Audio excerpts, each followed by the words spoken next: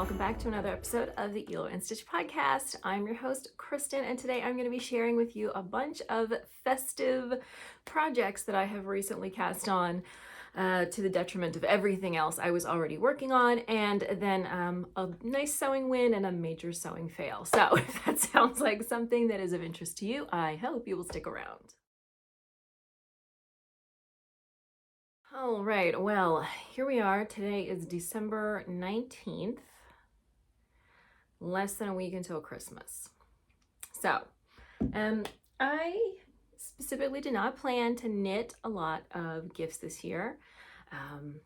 I did cast on a hilly hood for my son. I do think it will be done before Christmas, but if it's not, it's no big deal. He lives here. I can give him a hat whenever, he needs a hat. But I did, cast on so I can maybe put that in his stocking. But I did not plan to knit any other gifts. I am already very busy during the holidays making Santa real for my two children and doing all of the shopping and wrapping and cooking and baking and advent calendar activities and all of that. And I don't need the stress on my plate of trying to knit a lot of gifts. So every year I might do one or two. I did plan a sewing gift, and we're going to talk about that. But I didn't plan any knitting gifts. Instead, I decided to cast on a bunch of festive knitting projects for myself, which I don't usually do. So there's nothing wrong with it, but putting a lot of effort into something specifically Christmas themed that you can only wear at a certain time of year doesn't always seem like it's worth it to me. But a couple of things caught my eye and I did cast on. So I'm going to share those with you today, starting with the one that I think actually will be done. So I think this one is going to be done for Christmas to wear on Christmas Day. This is the Betty and Judy Lodge sweater. This is a pattern by, get off there, Poison Girls. Betty and Judy are the sisters in White Christmas, which is definitely one of my very favorite Christmas movies, and one my family has always watched on Thanksgiving, the night after Thanksgiving dinner. So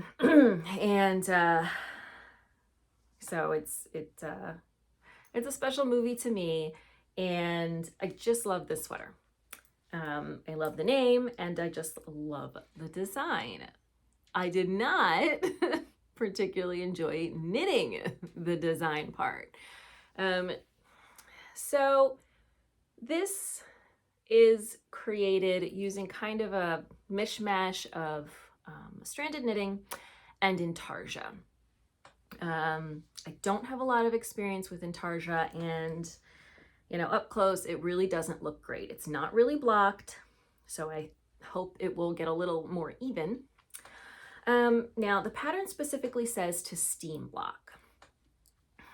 I assume that is because the chance of colors running is really high. However, the sweater is going to have to be washed eventually, so I'm not sure how I'm going to go about the final blocking. But I've got this sleeve done. This sleeve just needs a ribbing. Then I need to do the collar, and I had knit the body to the length specified. And then I put it on hold because I wasn't sure how much yarn I was going to have. And it turns out that I had just misplaced one of the skeins that I bought. So I actually have plenty of yarn. So I do plan to go back in and add some length to the body, but I also wanted to put the collar and the sleeves in first because they're going to pull upward, kind of pull everything in and up. And that's going to give me a better idea of the length, even though it's not blocked yet. So there is, a couple of hours of work left on this. Then the last thing to do, there is like a keyhole at the back. So I just need to sew or crochet a little loop and attach a button.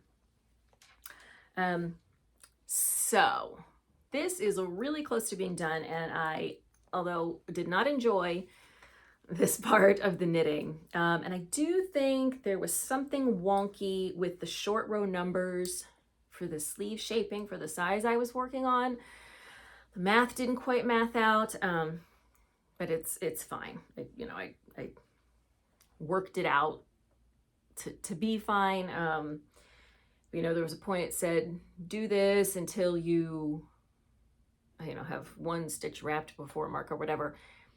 And, then go in and start working these decreases. But I had to start working the decreases before, or I had already reached that marker before the decrease, whatever. Something was not right there, but it's not that the stitch counts were off. I think it's the repeats were off. And it's fine. It has this cute little puff sleeve. So what I'm thinking, I do have a steamer, but what I'm thinking I might do is kind of pin this out, or at least lay it flat, spray it until it's pretty damp, and then pin it, and then maybe spray some more so it's a little bit of a wet block, but it's not a full soak, so that hopefully the colors do not run. So as I said, I'm hoping this is going to be my Christmas Day attire, and I am reasonably confident that I can get this done. Famous last words.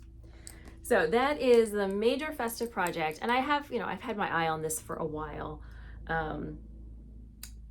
but I wasn't really looking forward to this in Tarja. So, it is obviously something I can only wear for a small part of the year, but, assuming that the colors don't run and my body size doesn't change too much from year to year, I think I can get some nice use out of it. The yarn I used for this is the Knit Picks High Desert Worsted, which is one of my favorite of their yarns, and it is very nice and soft, which is important here because it's designed to be a close fitting sweater, so I'm not really going to be able to put a layer underneath of it. So that one is almost done. This one is nowhere near done. So I saw this pattern on Instagram and I just loved it and decided that I really needed some festive socks.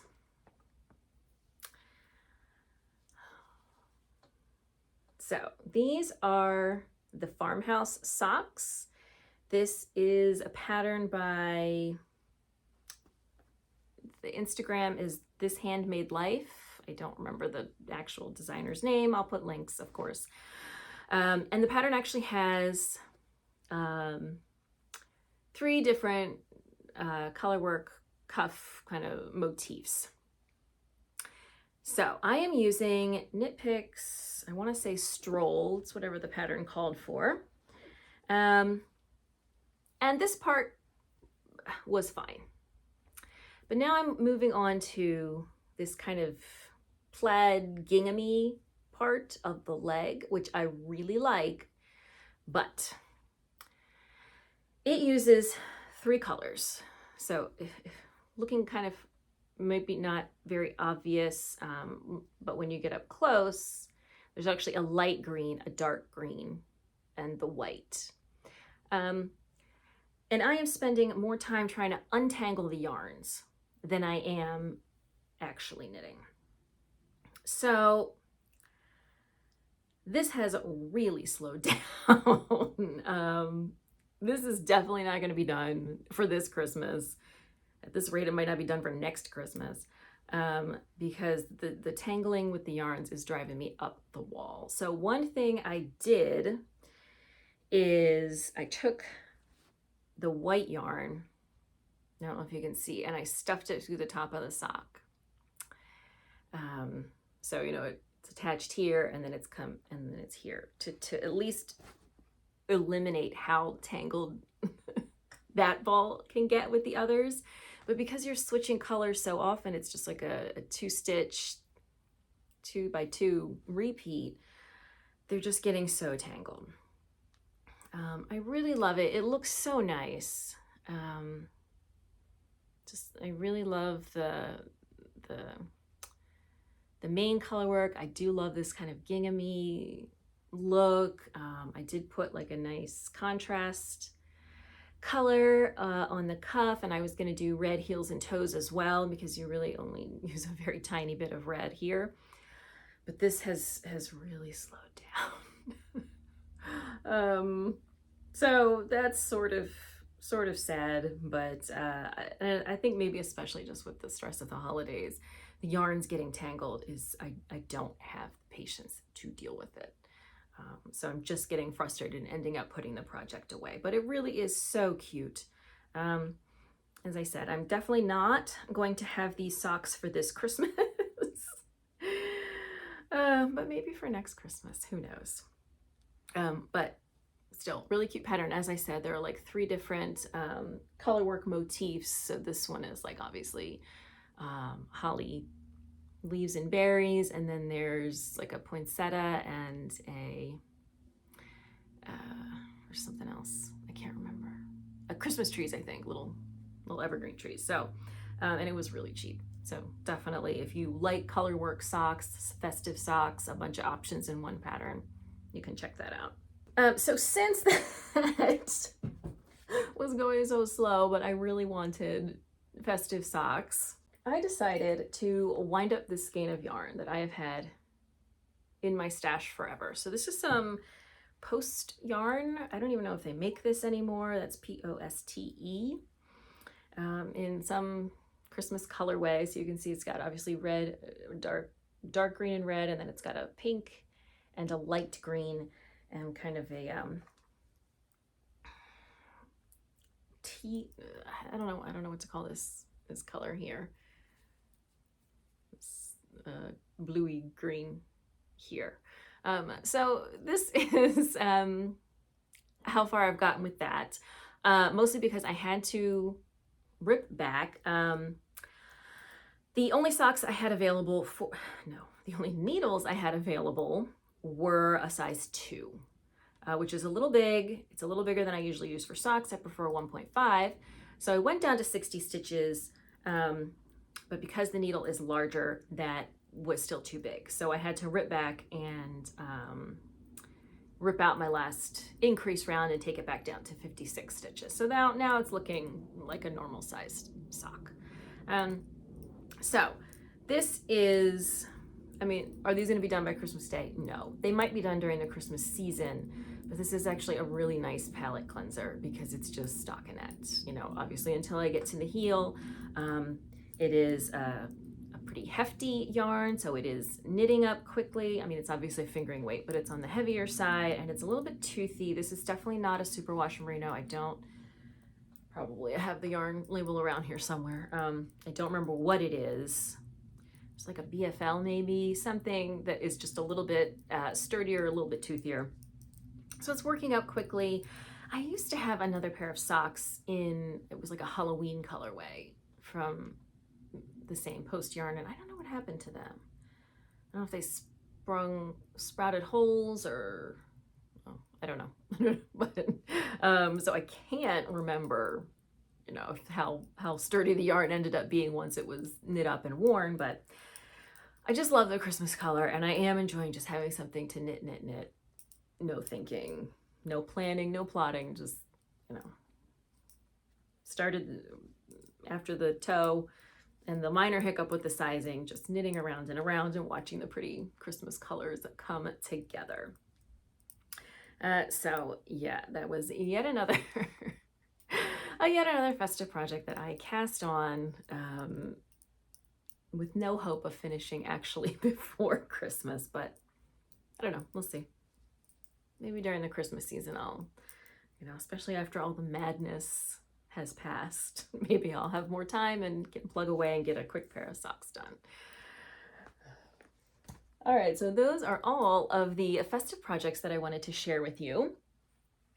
I put all of the other projects that I have been knitting, I have been completely ignoring, other than the hood for my son.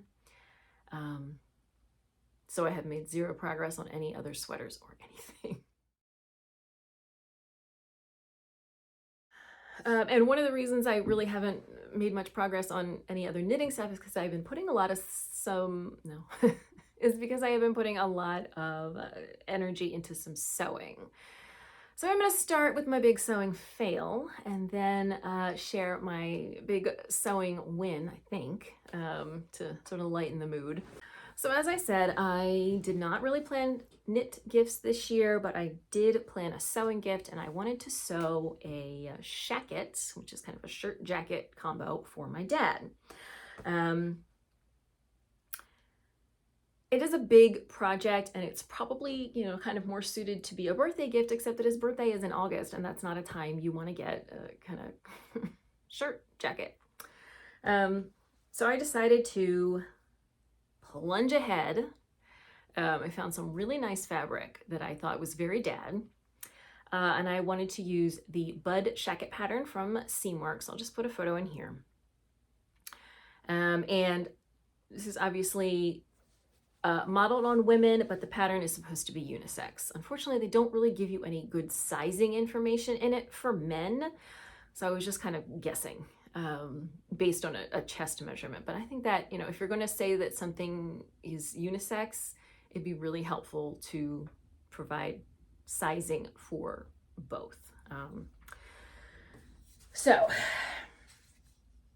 I got this fabric. Let me just show you the fabric first. That I just thought was like so dad. It's like a flannel, earthy colors, very dad. And basically it screwed up before I even started because I decided to cut the fabric double. So for most kinds of fabric, you're going to take your fabric, you're going to fold it in half so that the selvage edges meet, and then you can put your pattern piece on top of the 2 layers and cut it out, and that way you have 2 symmetrical pieces that are mirror images. However, because this fabric is striped, gridded, I guess, if those lines aren't lined up perfectly when you fold the fabric, you're going to get crooked pieces. And I really tried my best, but I got crooked pieces. So there are all kinds of problems with this, and I just decided basically 2 hours ago that it cannot be salvaged. So here's how far I got. And let me tell you everything that's wrong with this. So, the top pockets are okay. I cut them on the bias, I think you can see, which means I cut them not straight or perpendicular, but diagonal, which means that purposefully the fabric doesn't have to match. And that actually, for pockets and things makes it a little easier. But for these pockets down here, which, look at the pattern matching I did here. You can't even see those, but there is a little pocket here on both sides. I did want to match them. And the first time I cut them out, I got it wrong. And the second time I cut it out, I got it right, except that one pocket, if you line up the stripes like this, one pocket is about 1 inch lower than the other one.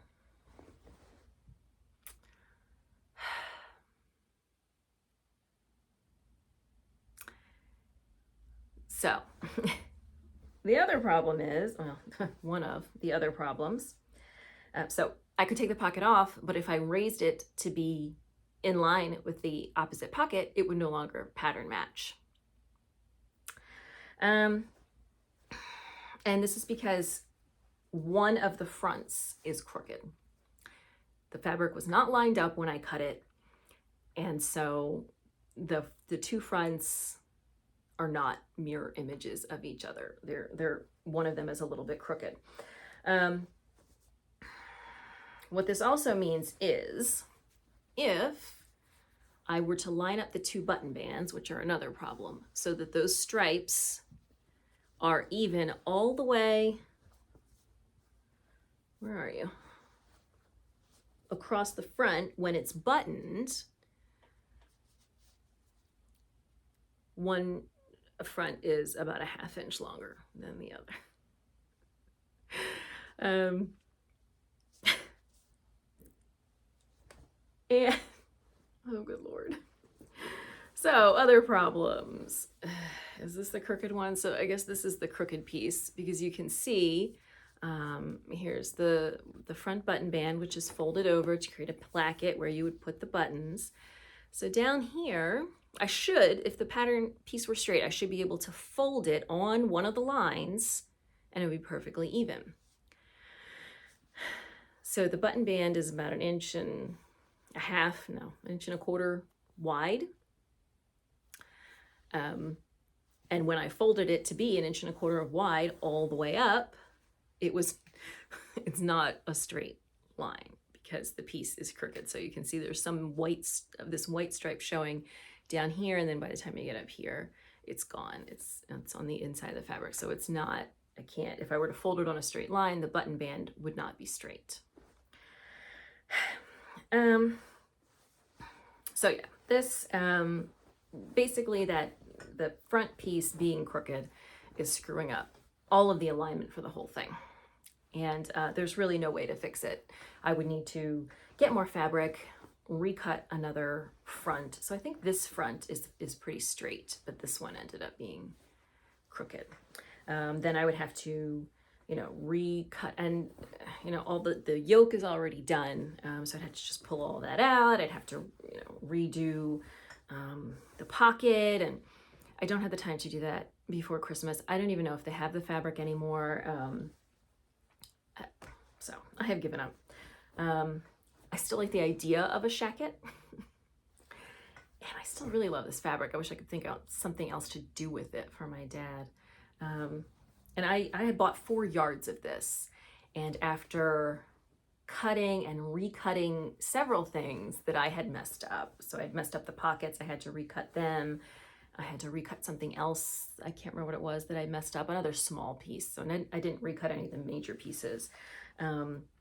All that fabric is basically gone. I've got like, I don't know, a foot left maybe. So certainly not enough to recut a front. So big fail on the Bud shacket. But I do have what I think is a win, which is that I think my Christmas dress worked out. With the minor exception that I have not tried it on yet because it doesn't have buttons yet. So maybe it's not going to close in the front. I don't know. So this, I know it doesn't look like much. This is the Bluette dress. And it helps a little bit. No, it really doesn't. This, I really got the fabric matching very well done. Of course, it doesn't have pockets or anything else like super tricky that has to be matched up. It was really just the 2 front pieces. I really like it has this cute little bow in the back. And so it has princess seams. So the pattern matches, very well all the way down the skirt. So there's a seam right here and another one here, and you can see the pattern matches all the way across. So it starts to get off at the top because of the princess seams, and that's pretty par for the course. And the same is true on the front. The pattern stretches all the way across. I cut the collar on the bias, so I wasn't trying to worry about that. And I also cut the little cap sleeves that I love. Also, those were cut on the bias, so there was no attempt to match anything there. And the little bows also cut on the bias. So, as I said, this is done, except I have to sew the buttons on, and I can't really try it on until the buttons are sewn on, and I just hate sewing buttons. I just hate hand sewing. I'm just not, I don't know. I'm just not good at it. I mean, not that sewing buttons is hard. That part is fine. I just don't enjoy it. So I did put it on and sort of overlap the fronts, and it seems to be correct. The only thing is, this fabric is just a lot heavier than I thought it was.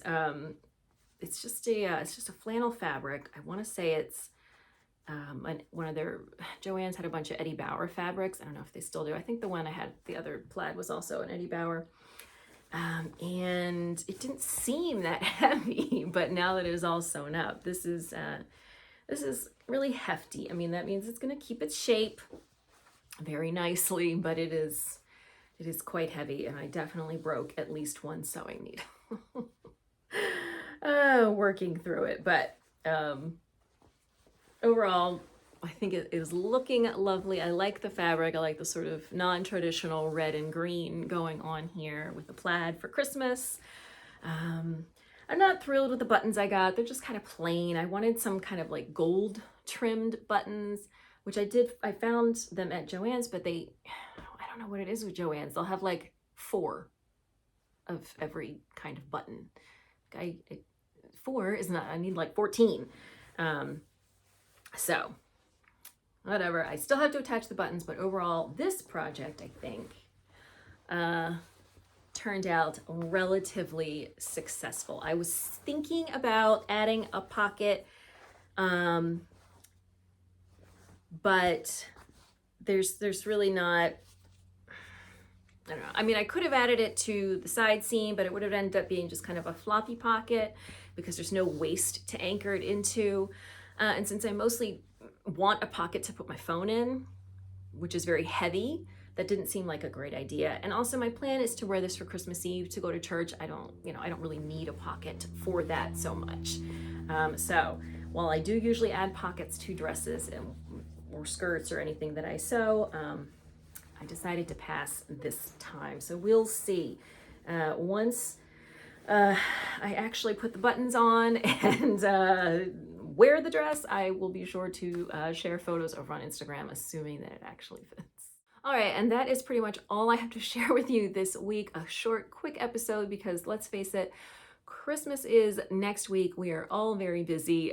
We don't have time to do lots of recordings or do lots of watching of recordings. So, thank you so much for joining me. There will not be a new video next Saturday.